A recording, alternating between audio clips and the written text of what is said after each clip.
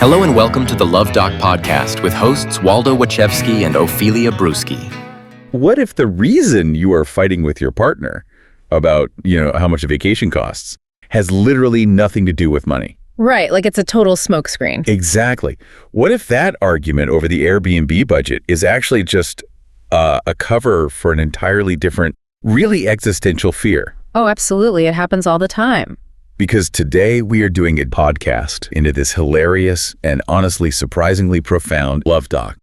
And it basically proves that most of these arguments about travel logistics are actually just people who are, terrified of getting older. Yeah, it's a classic misdirection. I mean, we mask our deepest emotional anxieties in this very safe, quantifiable language of logistics and spreadsheets and budgets. It's so much easier to argue about numbers. Right. And if you, listening right now, have ever experienced that distinct creeping tension of planning a group trip with a significant other, you are going to feel very seen by the Luv Doc we are unpacking today. Oh, 100%. So we are looking at a piece from the Luv Doc. Great name. Right. Dated April 10th, 2026. And it's titled Marfa Letdown. Which really sets the mood right away. It does. And our mission today is to dissect this very real clash happening in the letter. Because on one side, we have this girlfriend's dream 50th birthday trip to West Texas. A big milestone. Huge milestone. And on the other side, we have her boyfriend. And he actually signs his letter Desert Rational. Of course he does. Right. He is balking at the whole plan. Right. He's highly practical. He's extremely budget conscious. And honestly, as we find out, he's carrying some serious travel trauma. Yeah, the Luv Doc basically forces the reader to look at the psychological baggage driving that resistance. Okay, let's unpack this. Because Desert Rational lays out his case like a lawyer defending a client. He really does, just itemizing the issues. Yes. He says his girlfriend is turning nearly 50, and her dream is to rent a house in Marfa, Texas for a long weekend. Sounds lovely, honestly. Right. And the guest list is her, Desert Rational, her 4 best friends, and their husbands. So a good-sized group. Yeah. But Desert Rational immediately starts listing his objections. Like it's a stretch for his budget. He thinks she won't even like it because her friends have her, quote, all wound up about it, which he thinks is creating unrealistic expectations. And we really should look closely at how the Luv Doc chooses to handle this opening argument, because he does not validate the boyfriend's financial prudence at all. Not even a little bit. No, his immediate reaction is essentially, "Dear God, man, you are getting off easy." Yes, I loved that part. He completely reframes the entire request. He really does. The Luv Doc points out that for a 50th birthday, this woman could have demanded a week-long yoga retreat in Thailand. Right, or a gastronomical tour of the Amalfi Coast. Exactly. Or a luxury shopping spree in Monaco. But instead, she just wants to split a rental house in West Texas with her inner circle. Which forces Desert Rational to actually recognize the modesty of the request relative to the occasion. And I think that is the crucial pivot point of the column. Oh, for sure. The Luv Doc zeroes in on the core motivation for the entire trip, which is the milestone birthday itself. If you don't understand the psychological weight of turning 50, you are just going to misinterpret every single thing your partner asks for in that year. And the Luv Doc gets incredibly philosophical about this. Yeah. He introduces this concept of planned obsolescence. Such a fascinating way to frame it. It is. He argues that regardless of the statistics, 50 is the point where even the healthiest, most vibrant person realizes that the Almighty programmed a definitive expiration date into our hardware. It's a really brilliant use of a manufacturing term, but applied to human biology. Because planned obsolescence is the moment of unavoidable mortality salience. In developmental psychology, particularly Erik Erikson's stages of psychosocial development, midlife is defined by this conflict between generativity and stagnation. Generativity and stagnation, that makes a lot of sense. Right. You realize your physical and energetic resources are finite. You start looking at the clock, and the realization that the runway is getting shorter triggers this profound need to validate your vitality. And the doc even jokes that the planned obsolescence was probably a good call by the Almighty, because, and I love this line, he says, even the most scintillating conversationalist probably gets tiring after a few millennia. That is pretty funny. But underneath the humor, he's making a serious point, right? Yeah. People get in their feelings about turning 50. They want to go big to counter that internal feeling of decline. Exactly. And the Luv Doc uses his own 50th birthday musings to illustrate this tension between the desire to be vibrant and the reality of aging. Yeah, he admits that he personally considered skydiving to mark his 50th. But then he immediately talks himself out of it. He does. He says there was zero chance he wouldn't soil his pants on the way down. Just completely honest. Yeah, even if he was strapped to the back of a screaming eagle. And he clarifies that he means a member of the 101st Airborne Military Division, not an actual bird. Right, because he grasps rudimentary physics. That part had me laughing out loud. But it really shifts how I view desert rational. How so? Well, it's like complaining about the cost of the popcorn when someone is asking you to attend the premiere of their life's movie. Oh, that is a great analogy. I just have to wonder, is this boyfriend hiding behind his spreadsheet because he's actually terrified of the milestone itself? Yeah. I mean, it seems like it's a lot easier to argue about the nightly rate of a Marfa Airbnb than it is to sit down and process the fact that the woman you love is entering the second half of her life. And that is the exact psychological misdirection we were talking about at the start. When people hit a major milestone, they want to be surrounded by their village. They want witnesses to validate their worth and their enduring relevance. And Desert Rational is just treating this like a standard, run-of-the-mill weekend getaway. Exactly. He's running a purely financial and logistical equation, and he's completely failing to run the emotional calculus. So if Desert Rational is subconsciously terrified of the emotional weight of his girlfriend turning 50, it makes complete sense that his anxiety is bleeding into the literal, physical route to get there. The physical journey itself becomes the obstacle. Right. He's hyperfixating on the road to avoid the reality of the destination. And the Luv Doc meets him right there. Like, the psychological hurdle is the age, but the physical hurdle is the Texas highway system. And the transition in the column is seamless. Having established why the trip is absolutely non-negotiable emotionally, the Luv Doc pivots to the harsh reality of executing it. Because to get to Marfa, you have to survive Interstate 10. And here's where it gets really interesting. Yes. The Luv Doc stops talking about feelings entirely and starts treating this road trip like a treacherous odyssey. Like a survival guide. Exactly. He outlines the obstacles. First, he says you have to negotiate the maddening scrum of Fredericksburg in the springtime. Which is notorious. Oh, yeah. And once you break through that, you hit I-10, where you have to actively fight the urge to push your car to 95 miles per hour. Right, because the speed limit is already high, but people fly. They really do. And why do you have to fight that urge? Because the stretch of road between Junction and the 67 turnoff to Alpine is treacherous due to severe neglect and, quote, menacing pieces of blown-out truck tires. It's an incredibly visceral description. It just shifts the reader's attention from the abstract fear of aging to the immediate, tangible dangers of the road. But the doc claims to have a solution. He mentions this secret bypass around Fredericksburg. But he won't tell anyone what it is. No. He completely gatekeeps it. He tells his readers they have to direct message him for the route. Because if he publishes it, the road will get clogged up with Instagram travel hack influencers.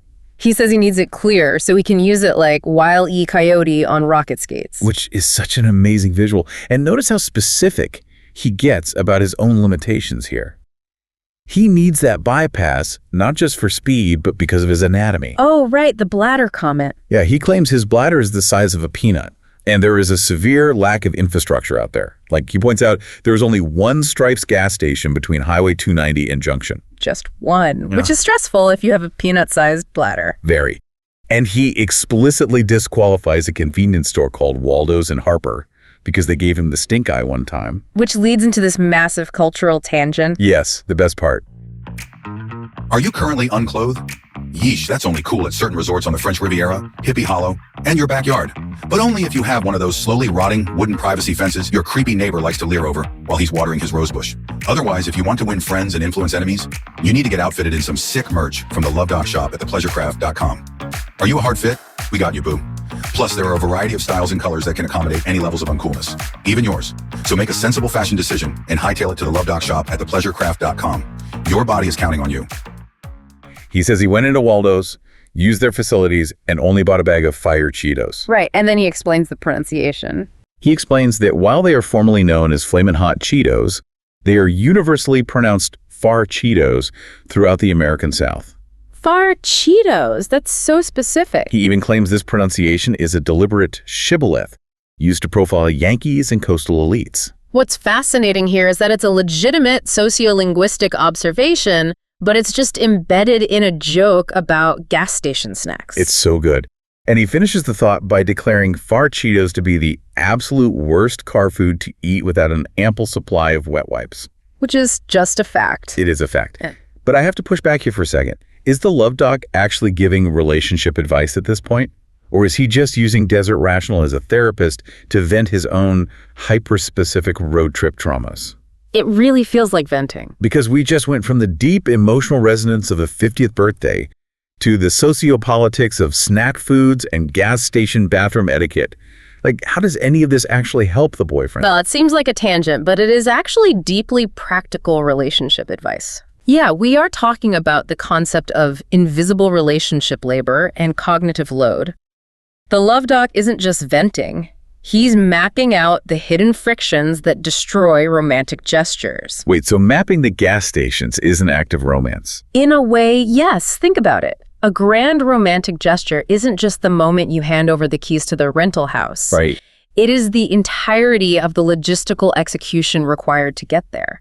If you don't manage the cognitive load of the journey, if you get stuck in the maddening scrum of Fredericksburg, if you blow a tire on I-10 because you were speeding. Or if you're fighting over a lack of bathrooms. Exactly. Or getting orange Cheeto dust all over the steering wheel, your ego becomes depleted. Ego depletion. Yeah. Meaning your mental energy is just drained before the party even starts. Exactly. When couples experience ego depletion from travel stress, they snap at each other. The friction of the journey destroys the celebration at the destination. That makes so much sense. The Luv Doc is essentially telling Desert Rational, I've convinced you to take her to Marfa. Now I'm giving you the tactical realities of the route so you don't ruin the mood before you even cross the city limits. Wow.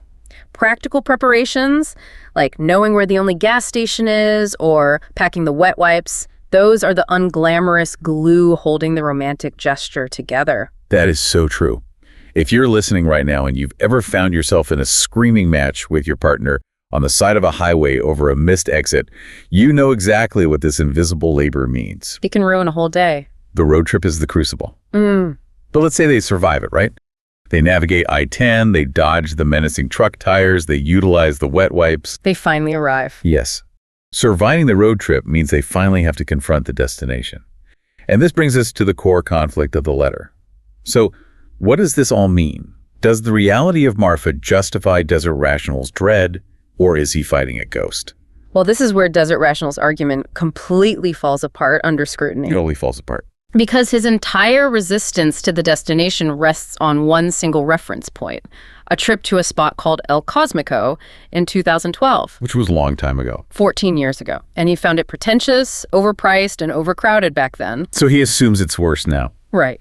He assumes that over the last 14 years, following the general trend of popular Texas towns, and he actually uses Austin as his negative benchmark here, that Marfa has only become exponentially worse. It feels incredibly short-sighted. It's like swearing off a restaurant forever because you went there on Valentine's Day over a decade ago and the service was slow. That's a perfect comparison. You aren't judging the restaurant, you are judging the absolute worst possible iteration of it, frozen in time.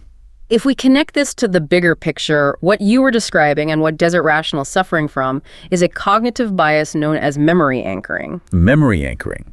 How does that actually work in the brain? Because it feels like more than just, holding a grudge. Oh, it is. When you experience something stressful, like navigating an overcrowded, pretentious environment that makes you feel out of place or financially strained, your amygdala triggers the release of cortisol.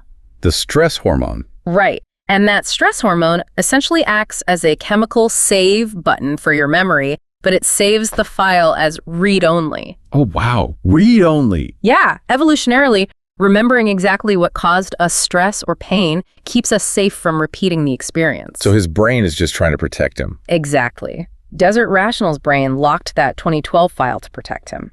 He experienced those negative feelings, the memory anchored, and now he projects permanence onto it. He fundamentally believes that his snapshot from 2012 is the eternal, unchanging reality of the location. But the Luv Doc steps in with a massive reality check. He forces Desert Rational to basically update his mental software. And he does it fairly, too. Yeah, he doesn't gaslight the guy. He admits that if the girlfriend's friends have hyped this up to astronomical levels, the reality might be a bit of a letdown. And he admits it is a little overpriced. Quipping, but so is Austin. Right. But he shatters the 2012 anchor by explaining the reality of Marfa in the present day, specifically in April. He paints a completely different picture. The Luv Doc explains that April is the slow season. So it's not going to be crazy. No, it isn't going to be the bustling, pretentious scene from El Cosmico over a decade ago. He describes a town that is relatively peaceful, quiet, artsy, with a dazzling night sky and places you can walk to at a leisurely pace. He basically replaces the stressful anchor with a calming, present-day reality. Exactly. And then the Luv Doc drops the ultimate truth bomb, like the piece of advice that completely dismantles everything Desert Rational has built his argument on. The real core of the issue. Yes. He says that the town, the crowds, the price, none of it is actually the most important factor. The ultimate truth of this trip is the group dynamic. This is the crux of the Luv Doc's wisdom. He points out that Desert Rational and his girlfriend are traveling with her 4 best friends and their husbands. That's the real focus. Right. They are gathering to celebrate a massive life milestone. The doc notes that if a group of good friends, who are ideally in a celebratory mood, cannot cook up a good time in an artsy little town in the middle of nowhere, they are the problem. Yes. He explicitly says that if this group can't have fun in Marfa, they would be equally miserable in Port Aransas. Which was the alternative, budget-friendly beach town Desert Rational had suggested trying to pivot to. Which is just brilliant. The environment is entirely secondary to the company. Absolutely. The true destination of this trip isn't the physical coordinates of Marfa, Texas. The true destination is the shared celebration. But he's so caught up in the details. Desert Rational is so hyper-fixated on the map, on his budget spreadsheet, and on his cortisol-soaked memory of a specific plot of land in 2012 that he has completely forgotten who he is traveling with and why they are gathering in the first place. It is such a profound realization to find buried inside a column making jokes about peanut-sized bladders and far Cheetos. It really is hidden wisdom. It is. When you strip it all back, this advice column is asking us to perform a pretty intense internal audit on how we react to the people we love. A very necessary audit. So bringing this directly to you, listening right now, think about the last time you were evaluating a friend or a partner's request for a trip or, a major plan. Were you actually listening to what they wanted and the emotional need behind it? Or were you distracted by your own stuff? Exactly. Were you letting your own outdated biases, your own El Cosmico 2012 ghosts dictate your reaction? When your partner asks for something big, are you doing the emotional math or are you shielding yourself by only doing the financial math? It is a vital question for anyone navigating a long-term dynamic. Truly. Whether you are attempting to plan a milestone 50th birthday trip, working through a daily compromise with a spouse, or literally just driving down Interstate 10, success requires constant vigilance. You have to stay present. You do. You have to actively update your mental maps to clear out old memory anchors. You have to recognize and prepare for the invisible logistical frictions that can drain your empathy. Right. And practically speaking, you should always pack plenty of wet wipes for the unexpected messes along the way. You literally cannot overstate the tactical importance of the wet wipes. Never travel without them. But as we wrap up today's Luv Doc, there is one final, lingering thought that the Luv Doc's piece forces us to confront. It's something that wasn't explicitly spelled out in the column, but it sits right beneath the surface of this entire debate about where to go and how much to spend. Yes. The Luv Doc argues that a good group of friends can make a great time out of nowhere, and a miserable group will be miserable even on a beautiful beach. Which makes you wonder. It does. If that is true, to what extent do our travel destinations even matter? Oh, that's a great question. When we plan these elaborate group trips, are we actually traveling to experience the culture, the history, and the reality of a new place? Or are we just paying exorbitant amounts of money to rent a beautiful, artsy backdrop for our own inescapable social bubbles? Wow. Are we just boxing up our exact same lives or exact same inside jokes and relationship dynamics and dropping them under a dazzling West Texas night sky? It really makes you rethink the whole concept of a vacation. It is a lot to think about the next time you pull up a map on your phone and wait for that clean blue line to tell you where to go. Because the map on the screen might look perfectly precise, but the reasons we pack our bags and hit the road are always beautifully, deeply murky. Well said. Thank you so much for joining us on this Luv Doc podcast. Until next time, keep updating those mental maps, pack the wet wipes, and watch out for those blown-out truck tires out there. To read the column that spawned this podcast, go to austinchronicle.com/columns/the Luv Doc. There are probably worse things to do with your time, right?